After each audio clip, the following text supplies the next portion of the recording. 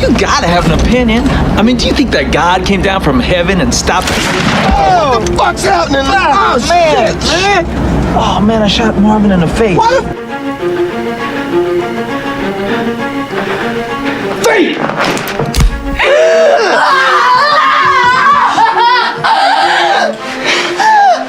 Attempt to poison and destroy my brothers.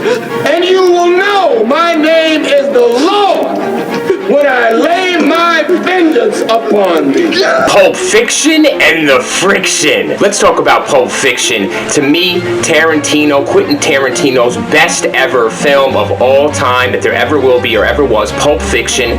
Let's discuss more Pulp Fiction. 1994 released. I want to say when I was first saw this film, Pulp Fiction, when and where. I saw it at my house, of course, and I had some siblings, and my older brother had a party, and he rented this movie, and I was not allowed to watch Pulp Fiction in 94.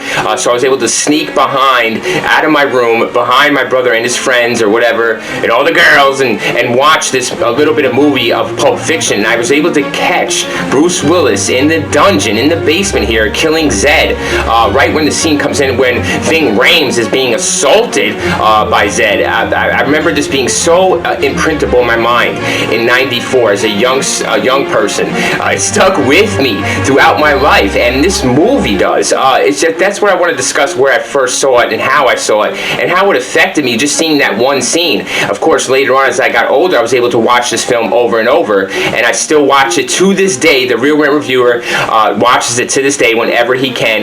I love it. Not good first impression when it comes to Pulp Fiction. If you watch this for the first time, you're not going to have a really great, moving or memorable or it's something about the first watch of this film. I think because of how different the film is, and how they do things in this movie, and how Tarantino just keeps you in, it's one of the first times I've seen multiple lives collide into one in the bigger picture. The writing is phenomenal. I do want to discuss that. Of course, I think it won an Oscar for the writing, original screenplay, what have you, so that's what it should have won, definitely.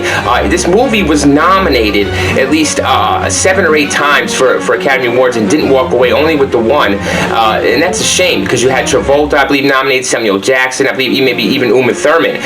So this movie, of course, does that so good with the writing. It deserves all the accolades for that writing and so much more. Second watch or more is needed with Pulp Fiction to really let it soak into the brain, soak into the emotions. This film really rubs off on you. This is the one. Pulp Fiction will do that.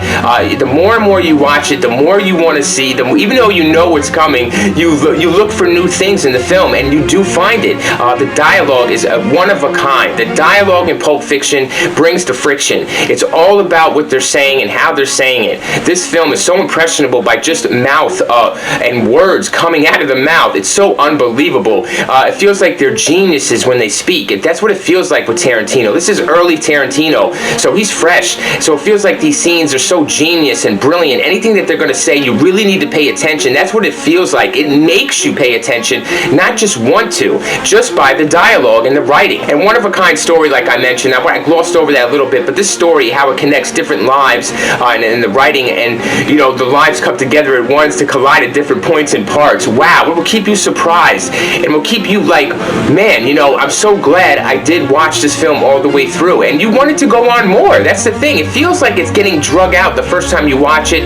It feels like a slow burn the first time, but the more and more you watch this film, you know why they're building these scenes up, and you appreciate it more often on the second or third watch. But one of a kind story, nothing like this in Pulp Fiction or out of it you're going to see. The music here in Pulp Fiction is just amazing. It has so memorable music. Now this is this contemporary music, you want to say real music that has already been created. Tarantino did not have an original composition here or composer for the film, so he used already music we know when we hear it. And when it's this music that we know, that we love when we hear it, and it's put to these certain scenes, man, does it make the film come alive. time. It sparks it. It just makes you want to, watch it more and remember it and go out and maybe listen to those tunes a little bit because you think of the movie. Nowadays, when you hear these earlier songs made in earlier times, you hear them now, you think of Pulp Fiction, and that is such a great thing to do with a movie. When the movie makes the music instead of the music making the movie,